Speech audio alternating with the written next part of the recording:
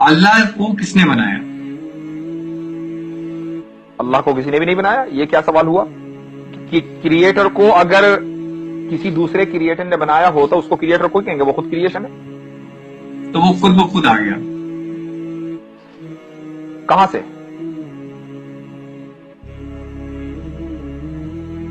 वही मैं कह रहा हूं कि वो उसका एग्जिस्टेंस क्या है? हाँ, नहीं, मैंने पूछा आपसे, आपने कहा वो खुद ब खुद आ गया, कहां से?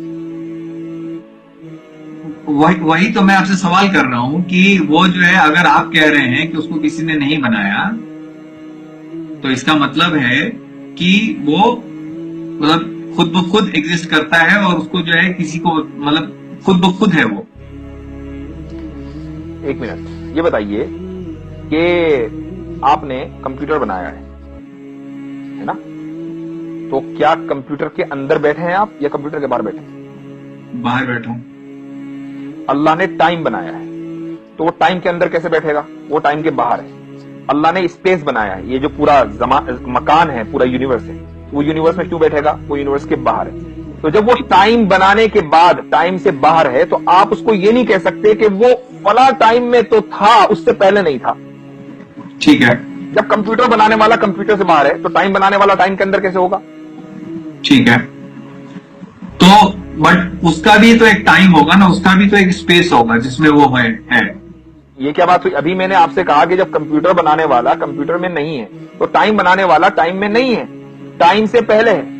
और जब उस जो टाइम, आप उसको ये नहीं कह सकते कि भाई इतने मिलियन साल पहले अल्लाह ताला था, उससे पहले नहीं था। क्योंकि जब आप कितने भी पीछे जाएंगे, आप मिलियन बिलियन ट्रिलियन जिलियन चले जाएं, वो टाइम है। उस टाइम को बनाने वाला अल्लाह है। तो जो बनाने वाला है टाइम का, वो कभी टाइम में नहीं होगा, बल्कि टाइम के बाहर होगा। और जो टाइम के बाहर होगा, आप उसको टाइम से जज नहीं कर सकते।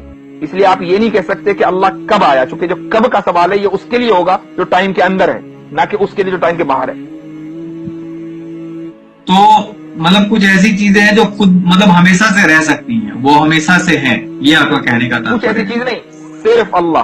कुछ ऐसी चीज नहीं, सिर्फ अल्लाह, सिर्फ क्रिएटर। मैं अगर उसी तरीके से कहूं कि ये कायनात जो है वो हमेशा से है और इसको किसी ने नहीं बनाया, तो उसमें कितने का फर्क पड़ रहा है? नहीं, तो आप अगर ये ना कहें कि अगर या मगर, आप ये कहिए कि है हमेशा से। आप क्यों थ्योरी को लेकर चलते हैं? आप फैक्ट्स के ऊपर बात कीजिए ना। आप ये कहिए कि भाई ये कायनात हमेशा से है, अब हम ये कहेंगे उसकी दलील दीजिए। जनाब, साइंस जो है वो ऐसे ही चलता है, थ्योरी पे ही चलता है। अलग अलग थ्योरी दिए जाते हैं, जिसको आप रॉन्ग प्रूव कर देते हैं उसको हटा दिए जाते हैं, और जो सही रह जाते हैं वो रह जाते हैं।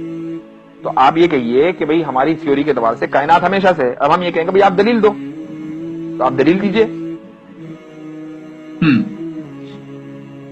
नहीं, मेरा जो है मेन पॉइंट आपको कहने का ये था कि जैसे खुदा हमेशा से हो सकता है, वैसे ही ये कायनात हमेशा से क्यों नहीं हो सकती है? क्योंकि कायनात क्रिएटर नहीं है, कायनात क्रिएशन है। आप वरना तो ये कहना पड़ेगा जिस तरीके से कंप्यूटर बनाने वाला है, इसी तरीके से जिस दिन पैदा हुआ था उस दिन कंप्यूटर भी पैदा हो गया था। उसने बड़े होकर पढ़ाई की, उसके बाद उसने वो इंजीनियर बना, यहां तक कि उसको एबिलिटी हुई कि उसने कंप्यूटर ईजाद किया। तो ऐसे ही है। तो अल्लाह, कायनात हमारे लिए क्रिएटर नहीं है, क्रिएशन है। उसके लिए जरूरत है कि एक टाइम से वो शुरू हो। ठीक है, एक टाइम से वो शुरू होगा और उसी को हम क्रिएशन पॉइंट कहेंगे। अल्लाह क्रिएटर है, वो टाइम बाउंड नहीं है।